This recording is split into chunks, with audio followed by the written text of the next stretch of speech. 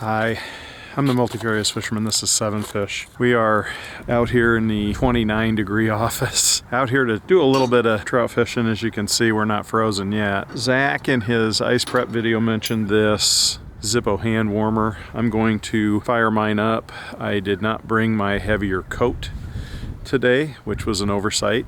A little bit too far a drive to run back and get it, but I'm gonna fire up my hand warmer and we will make the best of the situation. The hand warmer comes in a couple sizes. The size that I have will run 12 hours if you fill it completely, 6 hours if you fill it halfway. The smaller size, which wasn't available when I got mine, is a 6-hour runtime. This cup is the fill cup. It gives you an idea what quantity, and it has a line halfway up that's a 6-hour line and a line up here that is the 12-hour line. I'm gonna fill that. And like I said, I'm gonna actually run that. I don't know if that's probably too close to focus, but I'm gonna run that almost to the 12-hour point. You want to pour that from the fill cup into the reservoir fairly gradually because the fiber material in there will cause that to spill out if you dump it too quickly, and it is a flammable material. It's important to note on this that wicking material is sticking out past the top of that metal. It needs to make contact with the bottom of my material, and that little bit that it sticks past there allows that thing to feed fluid up into my pad. This is the pad that actually burns. I'm gonna give that a minute or two before I light it. You do that to allow that wicking material to move some gas into the piece that actually burns. It doesn't burn with a flame. It's not an open flame. It just smolders kind of orange. I'm gonna get the rest of my gear ready and then light it here in a couple of minutes. Okay, this has had an opportunity to gas in a little bit. I might have a hard time. Might have to utilize more of a windbreak. We'll see. Normally I'd like this inside the car. I'm just trying not to film in there. Okay, sorry about that. I did get in the car, did get her lit. We cover that up. She's producing heat now. That's going in to this pouch, and that pouch I'm gonna put in my hoodie pocket inside my coat. Okay, this may appear somewhat familiar to you. We've shot a similar shot in the past.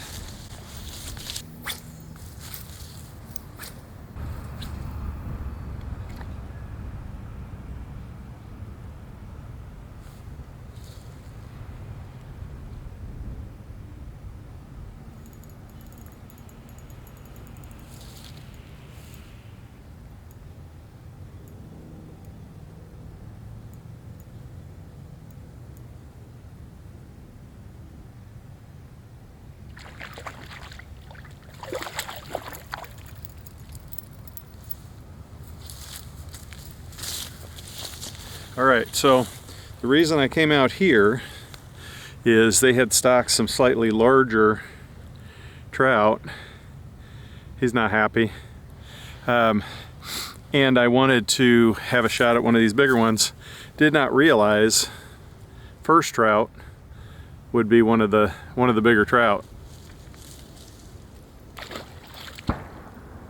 Don't get me wrong, I realize that is not what we would call a big rainbow trout. They put stockers in these lakes. They don't hold trout year round. They don't have the opportunity to grow.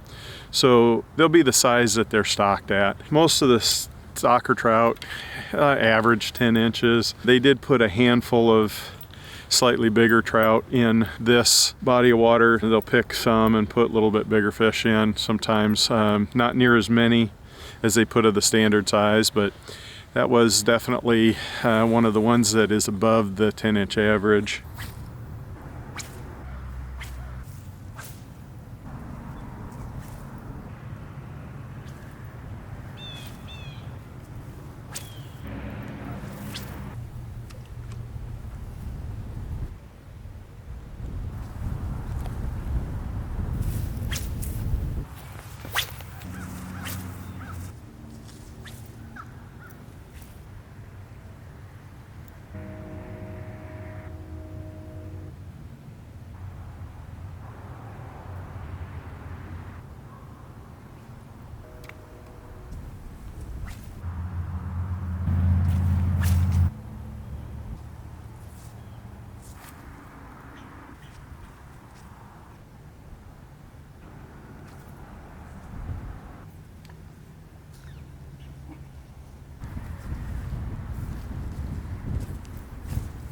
You may notice here that I have removed my hood and opened my vest up. As I was walking around the lake, I started to get warmer and assumed that that was due to the change in temperature as the day progressed. When I got back in my car to leave, the temperature differential was 3 degrees. It had gone from 29 to 32. That's, I think, indicative of how effective the hand warmer was when placed in the hoodie pocket inside the vest and that heat remaining inside the garment. Well, that's about as small a white crappie as I've caught maybe ever.